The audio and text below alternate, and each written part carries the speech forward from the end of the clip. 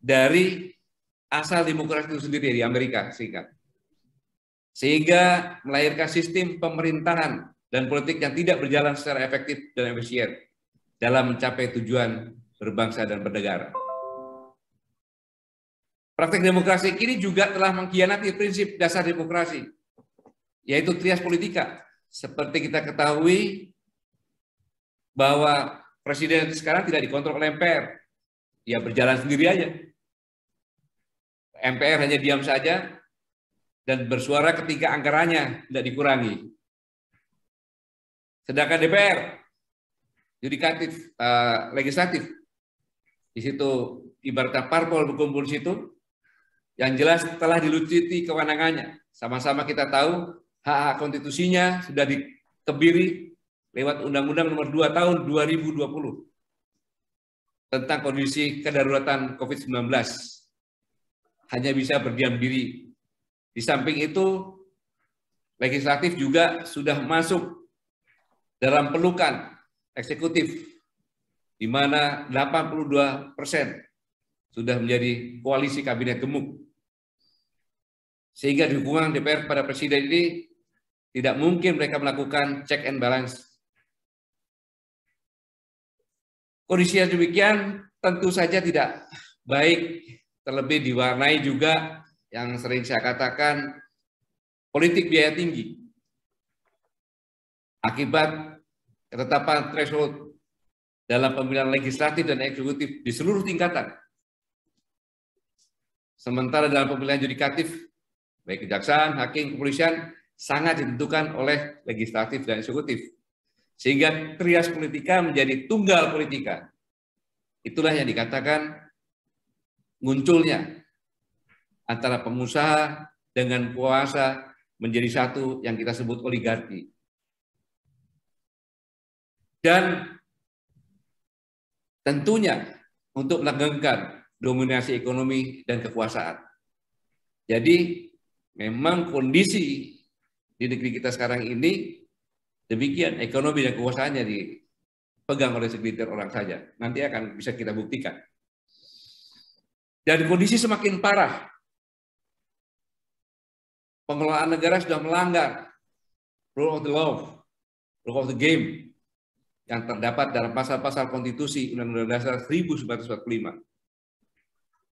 Ibaratnya negara dijalankan dengan maunya sendiri, dengan cara pendekatan apa saja, sesukanya lah, senat sendiri pokoknya. Pemerintah dan DPR telah terlibat dalam berbagai persekongkolan jahat dalam penetapan undang-undang yang jelas melanggar konstitusi dan merugikan rakyat, yaitu dibuktikan dengan Undang-Undang Ciptaker yang oleh Mahkamah Konstitusi sudah diputuskan. Walaupun masih berlaku selama 2 tahun, anehnya. Dan belum lama ini juga suatu hal yang aneh terjadi. Ini suatu hal yang tidak memasuk logika berpikir orang yang normal. Di mana DPR telah merubah peraturan nomor 1 tahun 2020 tentang tata tertib DPR hanya demi memberikan landasan hukum bagi penetapan panitia khusus rancangan undang-undang ibu kota negara. Jadi tindakan DPR ini jelas tidak taat azas dalam menjalankan konstitusi.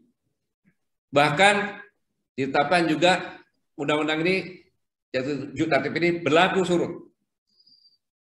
Hal yang sangat tidak pantas dilakukan oleh DPR yang merupakan wakil rakyat yang terhormat. Dapat dikatakan ugal-ugalan. Parahnya, para penyelenggara negara juga telah meninggalkan semangat dan nilai-nilai dalam pengelolaan negara yang jujur, bertanggung jawab, sehingga telah terjadi berbagai penyimpangan, praktek korupsi yang merajalela, lebih buruk dan lebih jahat dibanding Orde Baru sekalipun. Karena nilainya lebih tinggi, caranya pun lebih tidak manusiawi kok saya bilang gitu. Dan fanatis. Serta dilakukan dengan berbagai motif lebih canggih. Saya katakan sangat jahat karena korupsi yang ugal-ugalan itu dilakukan oleh para eksekutif dan politisi dan dijalankan saat krisis di mana rakyat tengah dirundung wabah. Rakyat telah berjuang hidup atau mati, dihimpit ekonomi, serta sangat membutuhkan pertolongan dan kehadiran negara. Dan yang sangat memperhatikan, justru pada saat itulah menteri yang harusnya menolong rakyat melakukan korupsi. Dan sulit juga dikatakan dengan logika juga bahwa dalam pengaturan dan penetapan penjualan PCR yang sangat mahal ditetapkan dalam sidang kabinet pada rakyat dalam kondisi sedang sekarat menghadapinya.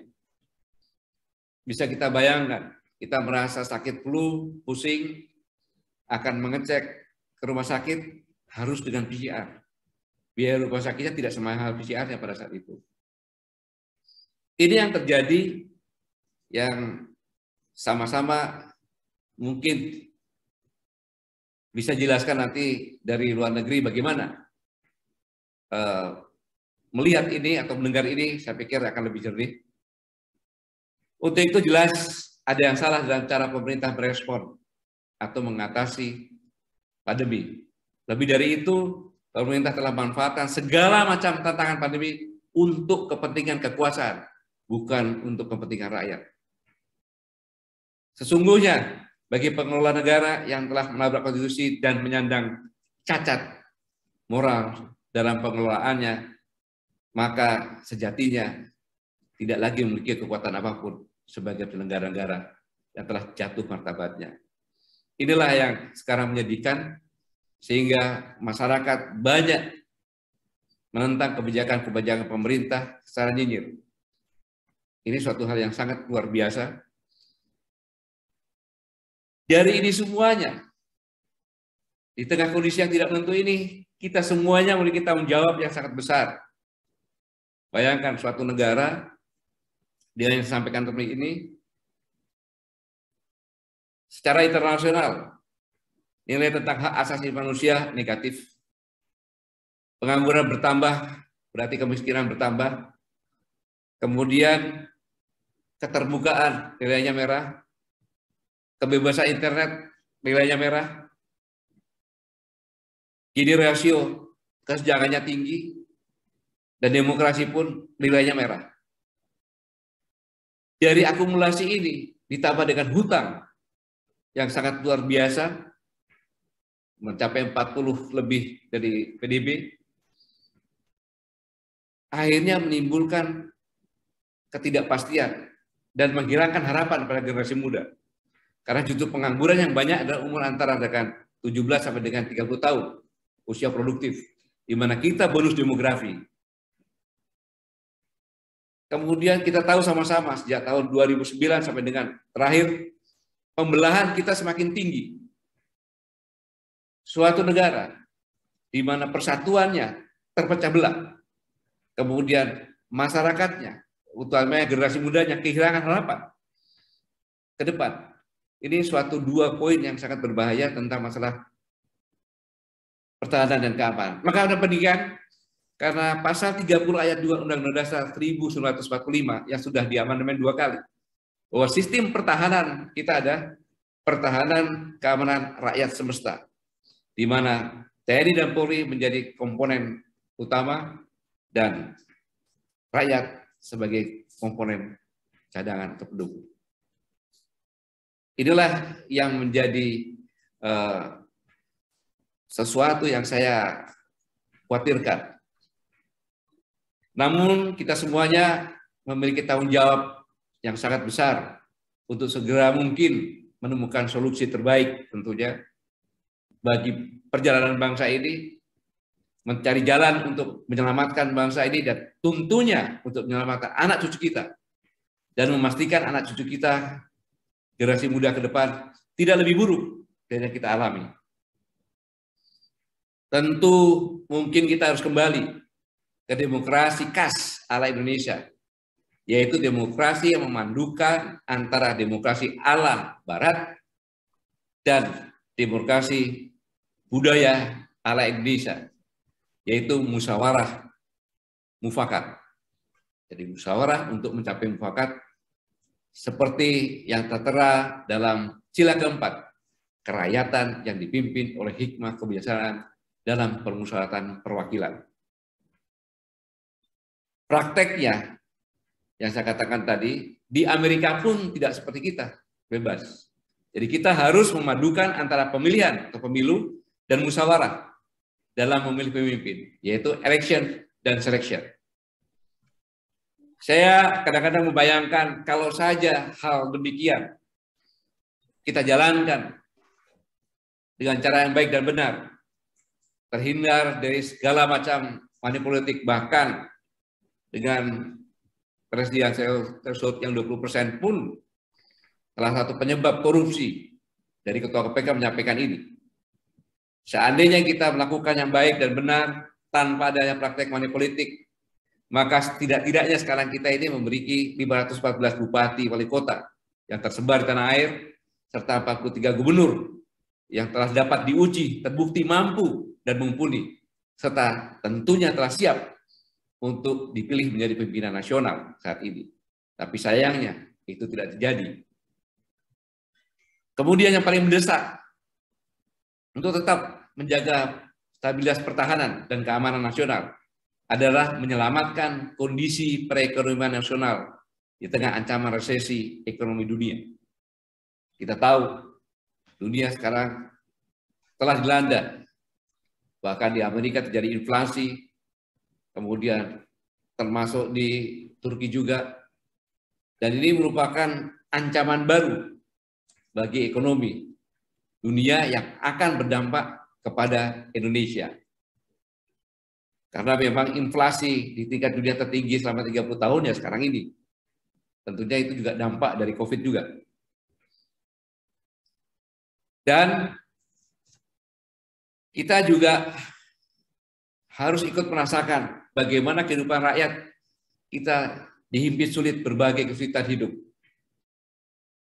Di mana COVID-19 telah membuat batasan-batasan yang ketat terhadap akses ekonomi di berbagai seluruh usaha, kecuali orang-orang tertentu seperti yang disampaikan oleh KPK, bahwa kenaikan kekayaan dari pejabat-pejabat negara ini meningkat banyak. Nilai beli masyarakat pun turun gratis. Pada saat normal saya mengamati di Indofood, Alfamart, itu rata-rata masyarakat diakumulasi itu belanja 25.000 per hari. Sekarang hanya tinggal 15.000. Sehingga kalau di Alfamart banyak sate-sate. Dalam kondisi seperti ini terjadi di masyarakat persaingan yang ketat, bersaing untuk mengalir penghasilan dengan sesama-sama yang sulit. Itu zaman petani semakin sulit dengan adanya impor beras, pupuk yang sulit. Begitu panen harga turun, bahkan tomat dibuangi, cabai dibuangi, dan sebagainya. Sangat menyedihkan karena terjadi di Indonesia sebagai negara agraris. Nelayan pun sama. Semakin jauh, bahkan saya katakan nelayan menurunkan kemiskinan di negara yang kaya akan ikan. Tidak bisa melaut karena terbatasnya solar, operasionalnya semakin mahal, dan berbagai aturan zona dan lain-lain. Potret ekonomi kita sangat buram, bukan hanya di kota-kota besar, di beberapa daerah kecil juga sama. Banyak orang-orang menggunakan rompi untuk ojek dan sebagainya, tidak seramai dulu. Sekarang memang ramai tapi diam. Angkutan pun bermasalah, agak menengah sedikit, perhotelan juga sama kena. Perkantoran-kantoran banyak yang sepi, tutup. Sangat miris melihatnya. Hilang harapan. Buruh lebih menyedihkan lagi dengan Undang-Undang Ciptaker ini yang masih berlaku selama 2 tahun. Tidak ada ketenangan dari buruh kapanpun siap diberhentikan dengan aturan-aturan seperti ini yang tidak berpihak kepada buruh. Kemudian Badan Statistik juga mengatakan bahwa pengangguran di Agustus tahun 2021 ini mencapai 9,1 juta orang. Secara grafik juga dijelaskan bahwa penduduk miskin pada Maret 2021 kemarin sebesar 27,5 juta orang. Dan kepolisian pun mencatat seimbang dengan kesejahteraan ini adalah kejahatan yang meningkat sampai 5% lebih dengan jumlah kejadian kriminal tahun 2021 sebesar 4.800-an kejadian. Saudara-saudara sekalian, seluruh kondisi tersebut sangat rawan dan dapat mengancam stabilitas politik dan berdampak kepada pertahanan dan keamanan nasional. Kondisi pertahanan dan keamanan Indonesia ibarat di persimpangan jalan. Jika penyelesaiannya tidak hati-hati, akan menimbulkan konsekuensi yang sangat berat di masa mendatang. Utamanya terhadap disintegrasi bangsa dan negara yang sudah dimulai dari Papua. Saudara-saudara sekalian, tentunya kita tidak bisa berpangku tangan. Harus turun tangan, harus bersama-sama seluruh komponen bangsa melakukan sesuatu secara konstruktif dan konstitusional agar bangsa ini terlepas. Kita harus optimis karena kita adalah bangsa pejuang, di mana di tiap kota, kabupaten ada taman makam pahlawan. Secara budaya, dari barat sampai ke timur kita mempunyai senjata masing-masing, ciri khas senjata dan tarian perang. Dan secara sejarah kita tidak pernah putus berjuang 300-an tahun lebih, sehingga kita bisa berebut kemerdekaan. Jadi jangan kita pesimis, tapi kita optimis untuk bisa bergandengan tangan, merubah situasi ini dengan bersama-sama. Pasti kita bisa, dan saya hanya bisa menyampaikan bangkit atau punah. Selamat berjuang. Terima kasih. Wassalamualaikum warahmatullahi wabarakatuh. Waalaikumsalam warahmatullahi wabarakatuh. Waalaikumsalam. Ya, luar biasa Pak Gatot sudah memberikan semacam evaluasinya, saya kira ya, bukan sekedar kita bicara soal kaleidoskop tentang kondisi pertahanan keamanan. Jadi tadi satu, ada dari sisi geopolitik global kita mesti waspada terhadap perubahan-perubahan yang terjadi. Dan kedua yang paling penting itu adalah ketahanan secara internal sendiri. Ketika bangsa ini kohesinya sangat rendah, ketika bangsa ini mengalami pembelahan yang luar biasa, itu menjadi satu ancaman yang sangat serius. Oke, nanti kita akan dalami lagi setelah Bung Slamet Ginting mengeluarkan semacam analisisnya tentang situasi Hankam 2021, dan yang paling penting nanti kita juga ingin melihat dari situ, kita melihat seperti apa sih prediksinya pada tahun 2022 itu. Karena saya kira ini erat kaitannya.